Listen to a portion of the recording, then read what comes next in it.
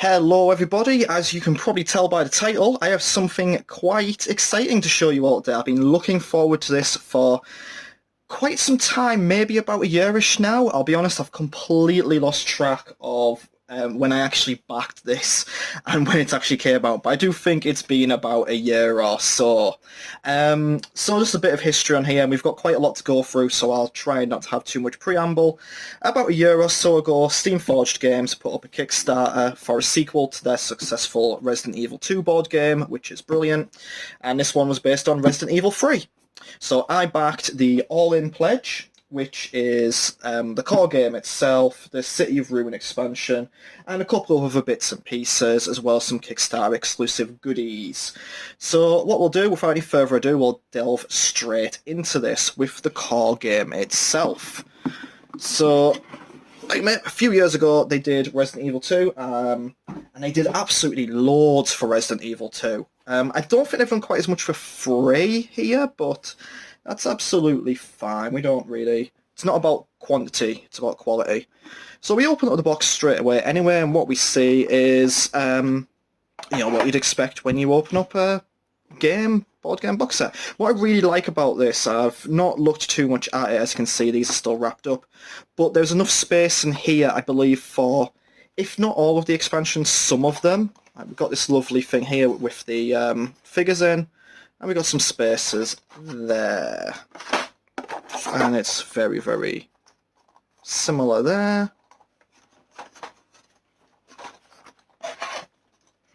And we've got sort of an empty tray here. So let's just open this up, shall we, and take a look. There's one kind of really cool thing I do want to show you all, which we will get round to shortly.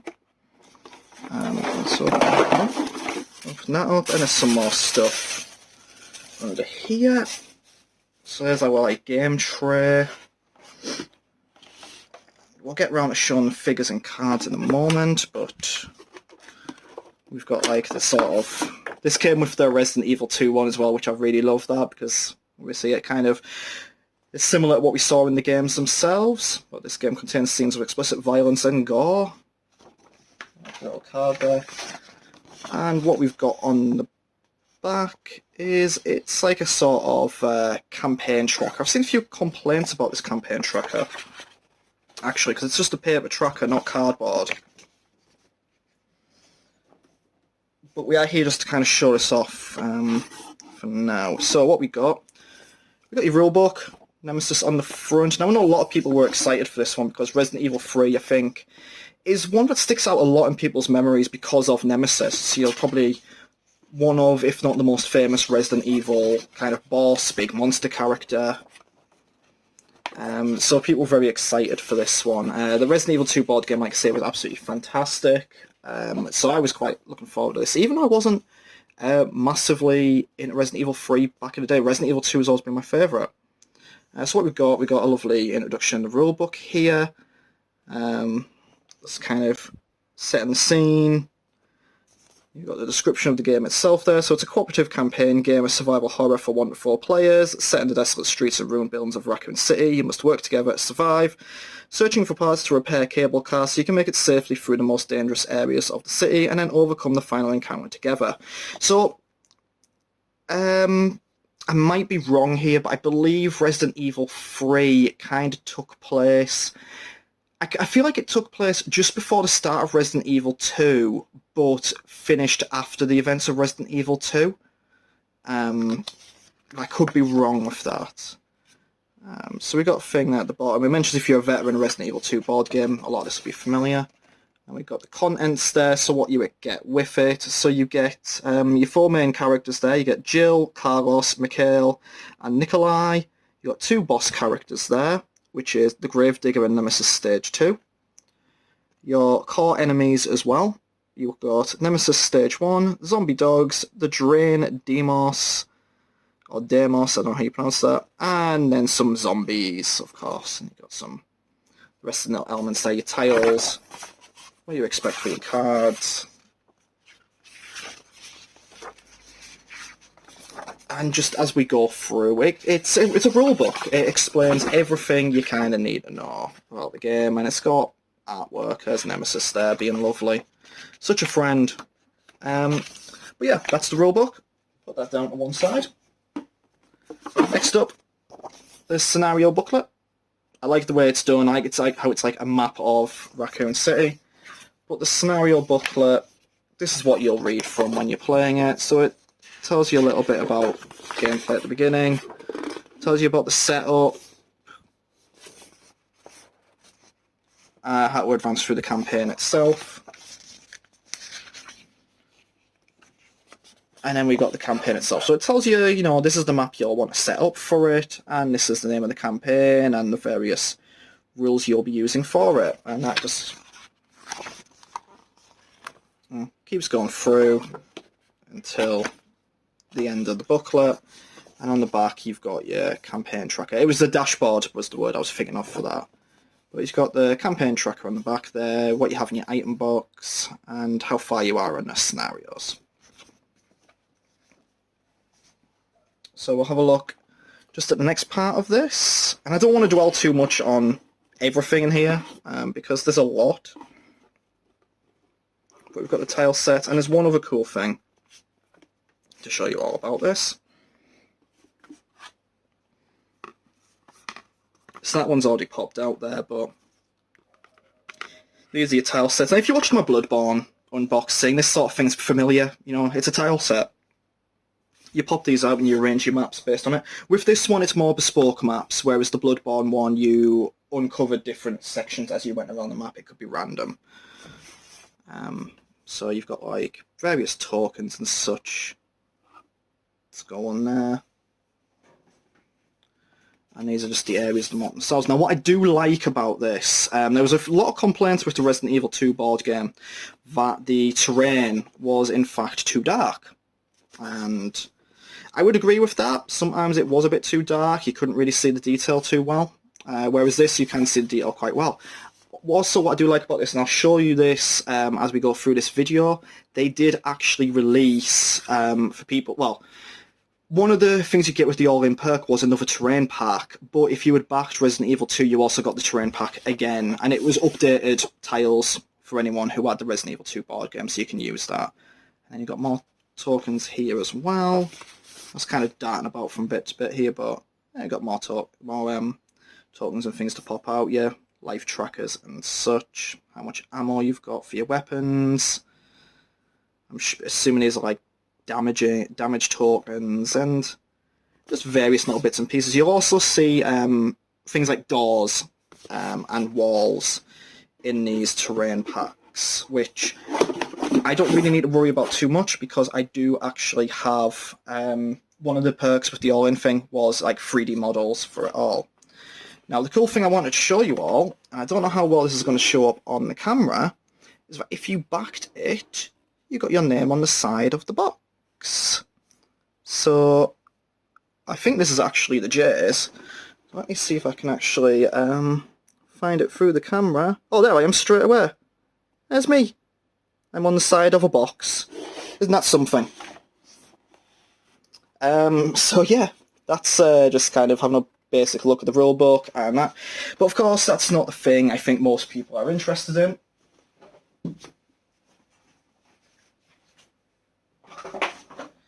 I think most people are interested in the models themselves. So I won't dwell too long on the cards. In fact, I probably won't even really open these because you can kind of see just with them in the packs, you can see what you get here. There's a number of cards. They're printed on standard card stock. And they just kind of, these are how you play the game. You draw these as you play. You set them up for different scenarios. I think most of you are interested in seeing the models themselves, so let's just cut straight to that.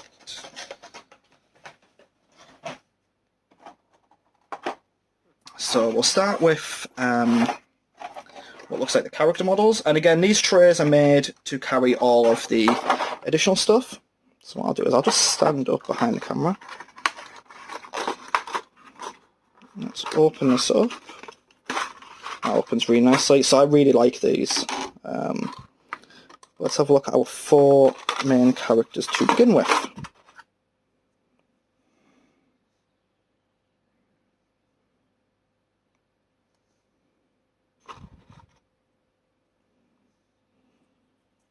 So, Carlos, I believe. Jill does not want to be in focus. There she is.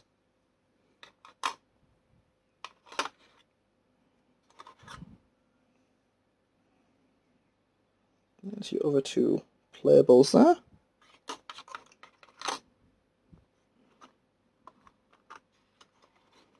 Then let's have a look at what we've got here. So the red ones are your enemies. We've got a woman zombie.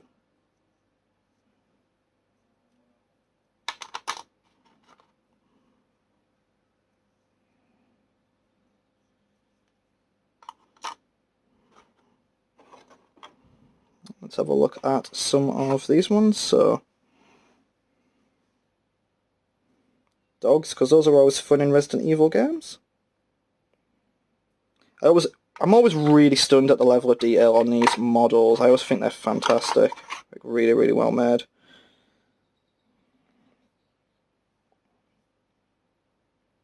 And I know, just in case anyone was wondering, I probably won't be painting these because I have no idea where to even begin. And I would be very worried about messing them up.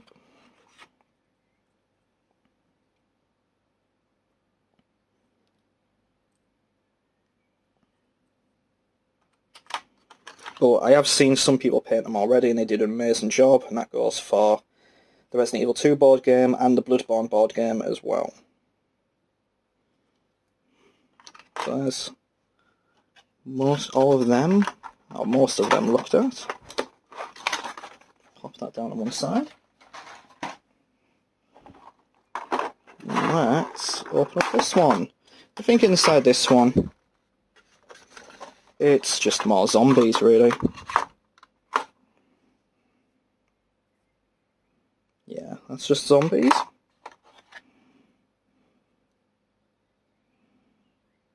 But yeah, they're absolutely lovely. Really, really nicely made. Just like the Resident Evil 2 ones. One thing I will say about these, compared to the Resident Evil 2 ones, is the packaging is a lot better for these. I did find it sometimes hard to pop the models out of the packaging in the Resident Evil 2 board game, and sometimes it did feel like it was going to break at times. I mean, it didn't, but it did feel like it. And we've got the final few ones here. So we'll start. This is one of your bosses. Look at that. That's lovely. And I think what most people kind of really remember. There he is. There's Nemesis. Look at that.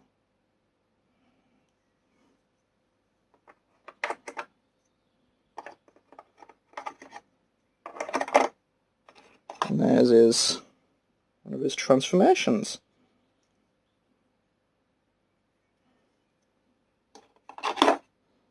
There you have it. That's the sort of core Resident Evil game looked at. And what I'll do now is I'm just going to get everything prepared and go through the expansions that we've got here. So I'll see you in a moment. So here we are with the first expansion, the City of Ruin expansion. So let's open this up and I'll show you all what's inside here. So City of Ruin, straight away we see like the lovely giant worm enemy from it. And that's just an introduction to it here.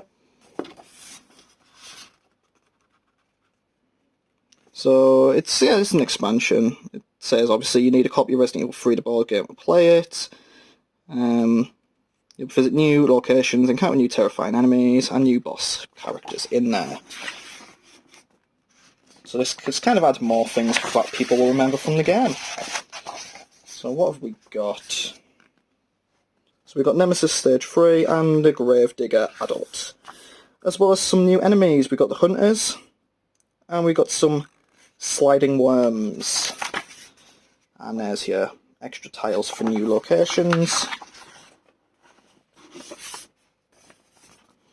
And the details on how to go in the next few levels of the campaign. So in here, we've got more tiles and more tokens to get through. We've got 2 sheets worth.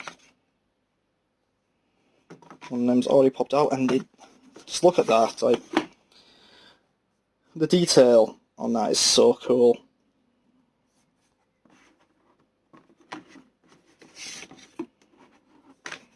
And are these double-sided? Yeah, these are double-sided tiles as well. We'll pop them to one side, and then let's have a look at what's inside here itself. I didn't even need to do that.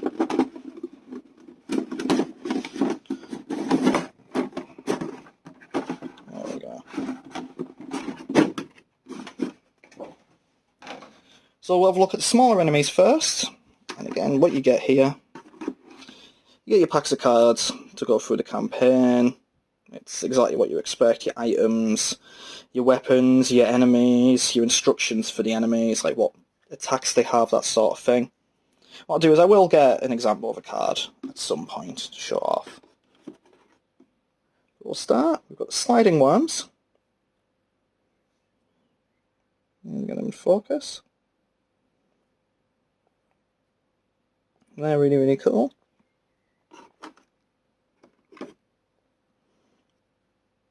Then we got the hunter.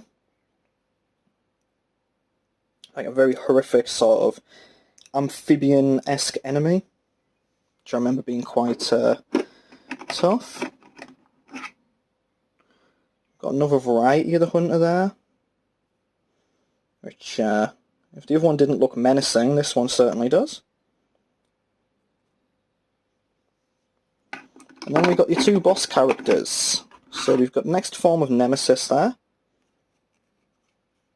I always love how Resident Evil games will do that, how they will go through various sort of phases for their boss characters, and it'll be like, okay, they're humanoid, then like they're humanoid with some sort of grotesque features, and then by the end of it they're just sort of, they're this sort of thing.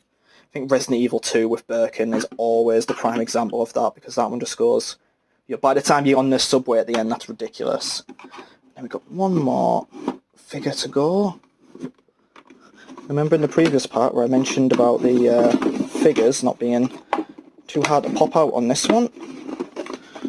Well, turns out I was right up until this one. Here he is, the Gravedigger. Oh, that's lovely, isn't it? Oh, that. Imagine that coming after you. What a grotesque creature, but brilliant design. I always have liked the design. It's very pointy. Extremely, she kind of hurt a bit now.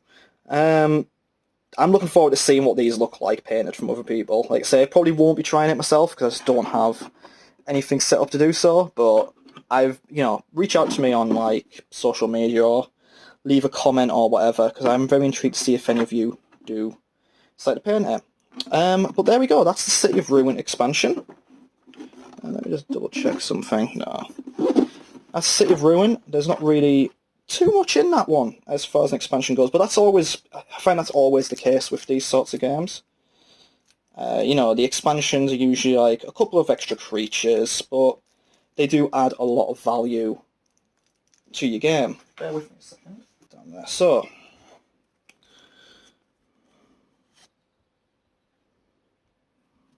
there we go. So that's kind of what your cards look like. So I presume that's your enemy card themselves. This is sort of instructions, so they're from below. It tells you what to do.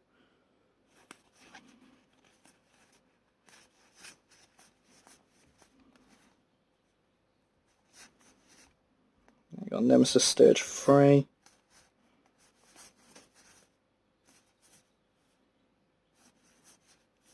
So it tells you what they can do, how much damage they maybe do. There we go, and that's your enemy card there. A good view of that. And then we got like these yellow and red cards as well, which are sort of different sort of events or have different effects on you.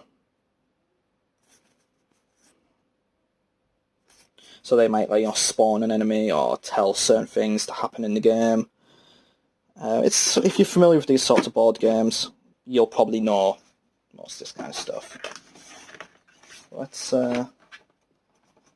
pop that back, and what I'll do is get the next few things ready. So it's only kind of smallish boxes from here on. If I can even get these back in the right order. Well, it's only fairly smallish boxes, like I said. There's the retro pack, some 3D terrain, and a couple other things. So I'll see you in a quick moment.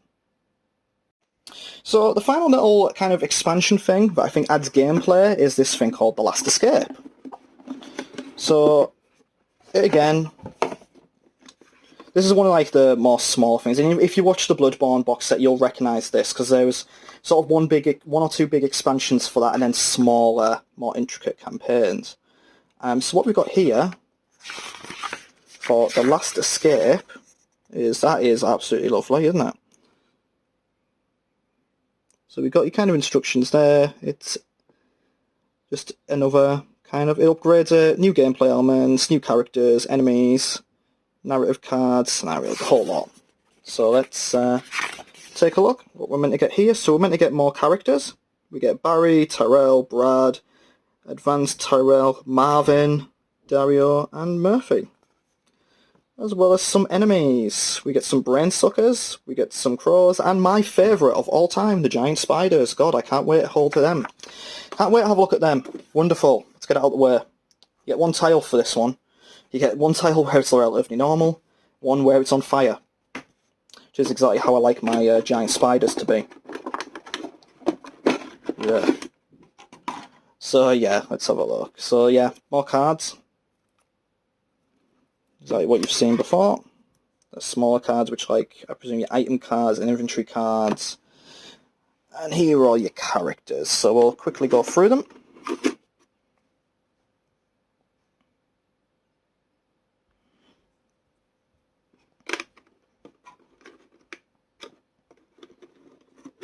So yeah, the game allows you to once again reunite Jill and Barry, and hopefully recreate the very famous Jill sandwich line.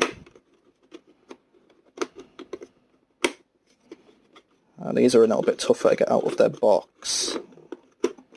I thought I was on a nice roll with this.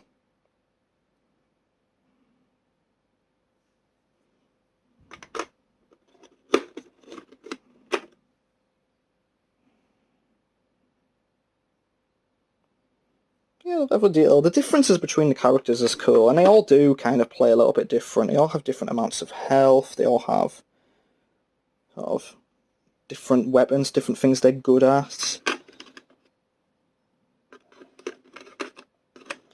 I always do find Resident Evil, for like my board game experience, Resident Evil has always been really, really good. Like, I love the deck building game. I really do like the Resident Evil 2 board game. I'm very much looking forward to playing this one. The gutting thing about it is that I've just recently came back from visiting parents and friends, and this arrived while I was actually down there. So I didn't get a chance to take it with me to play. Let's have a look here, your crows. Small, but always potentially deadly. Oh! And broken.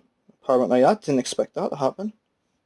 That looks like nothing a nice little bit of glue won't fix though. Oh, I didn't expect that. It's disappointing, isn't it? There we go, there's more crows. It's kind of sad to see one particular bit broken. I'm actually quite disappointed at that, but you have to expect this sort of thing. I'm not mad about it. It's like in my I won't have gone out by the time this one does, but my Enterprise build, one of the pieces in that needed replacing, and I was recording the video while doing that. But there's the crows there. You can see how they're meant to be arranged. Let's have a look at the brain suckers. Well, that's lovely. And alright, yeah, let's get it over and done with. The giant spiders. Every single kind of big board game I've got has these. The Bloodborne one is the worst, because those are huge. But there we go, that's the Last Escape looked at. So let's just move straight on, because everything from now on is just fairly smallish boxes. So I think we can just kind of very quickly get through them and show them off, because some of them, there's more to show off than others. We've kind of covered all the main content. We've got the core game, City of Ruin, Last Escape. I'll put that down. So next up, let's take a look. Let's have a look at some of like little extra things there. So the first thing is the terrain pack. So I mentioned before there were tiles for walls and doors. This is just a very standard kind of upgrade pack for that. So what you get, it's doors. It's a door. I'm sure you're all acquainted with them. There's not much to say about it. These are great. These are absolutely fantastic, facetiousness aside. But, you know, this is, you know, that's a wall. It's lovely modelled and they'll look great painted. I mean, this is the sort of thing that, you know, will look lovely painted and such. But yeah, they're walls and doors. There's not really a lot to say about it. What else we got? We've got some stairs, not steps. Meant to be like steel steps. They look really, really nice. And finally, we get some more little kind of like terrain things. So that is cool. That's sort of like your typewriter on top of the file cabinet for saving progress. There's some dead bodies on the ground. Some explosive barrels. Is there anything else in there? There is something else in there.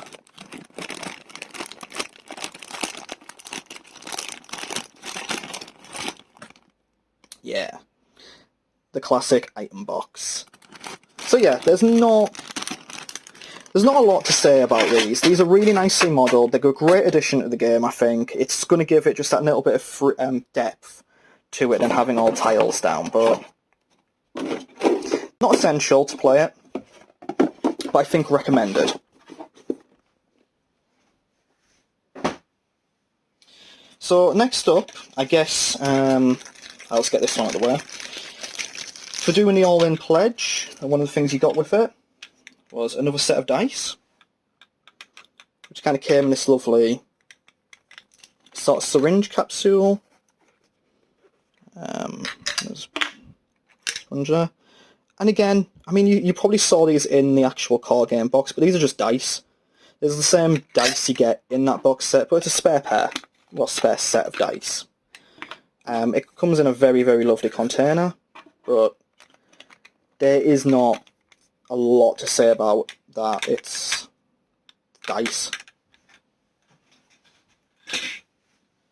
So next up, we'll go for one of these white boxes. I'm going to save these two till last. I mean, obviously you can see that. But what you get here is we get some extra monsters. Now I've shown these in the as we've gone through the boxes, but it's just extra models to scatter around if you need them. You get like the dogs.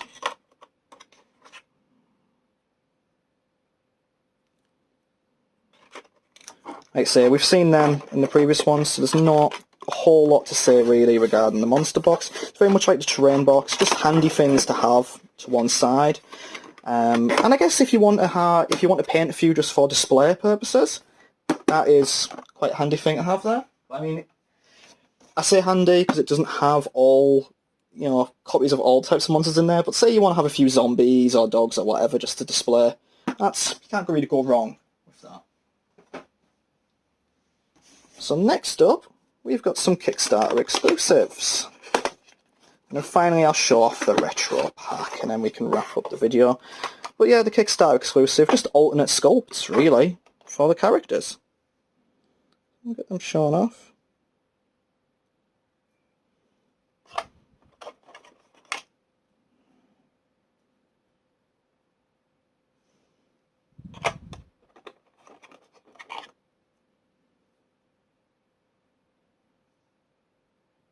One thing that's kind of disappointing is in the Resident Evil 2 board game you could actually have tofu.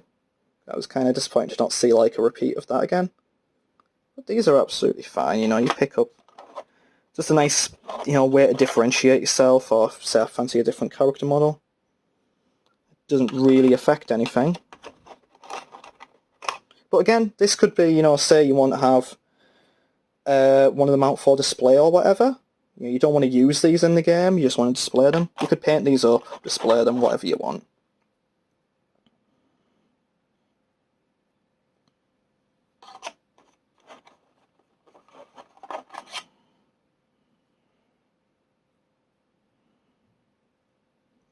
Yeah. So there we go. That's the Kickstarter exclusives. And finally, we come to the retro pack. Oh, actually, before I get into the retro pack, again, something wasn't essential for this. But here's the Raccoon City tiles. I'll try and find our way into these.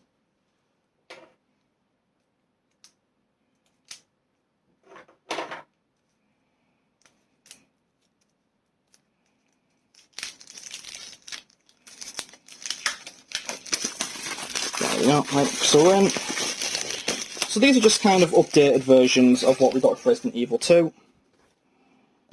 Just a set of tiles to show yourself around Raccoon City. And because I did the all-in pledge and because I had backed Resident Evil 2, I actually get 2 sets of these. There's quite a bit of... they pop out so easily. There's a bit of repetition between the things here. As you can see, this is repeated and that. But it's just cool stuff, extra stuff to have there. Again, not essential, but just in case you need some extra stuff there. And I guess what you could theoretically do is if you, I don't know, say you get through the campaign, you always indulge in creating your own. So the final box we are going to look at is the retro pack, which I think is really cool, and we will actually look at some of the cards here. Because what they did with the retro pack, and I didn't get the retro pack for Resident Evil 2, because it wasn't something I really fancied at that point, or couldn't afford it, but the all-in pledge came with this as a default. For what it's worth, the all-in pledge for Resident Evil 3 was significantly cheaper than the all-in for Resident Evil 2. So that's kind of why this, I've got everything here, and didn't, well, I got pretty much everything for Resi 2 as far as things that affect the gameplay go. But I didn't get stuff like this, but yeah. What we got here is just, as you probably guessed by the name, the retro pack takes your cards, what you've got in the original, and it does it again as if, these were from the game. That sort of PS1 Resident Evil 3 style.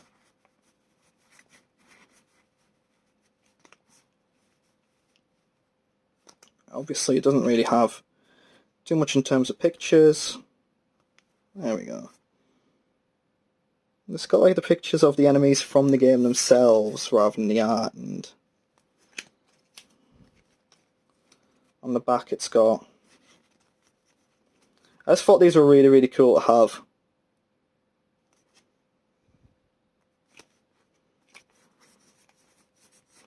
You can see that artwork from the original PS1 game. Oh, there we go, there's the pictures.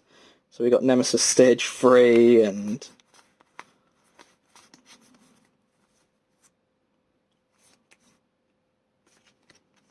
thought that was really neat to have. And what we'll do, we'll open up one of the smaller ones this time around. Yeah, I'm using a pair of molding pliers to get into these packs.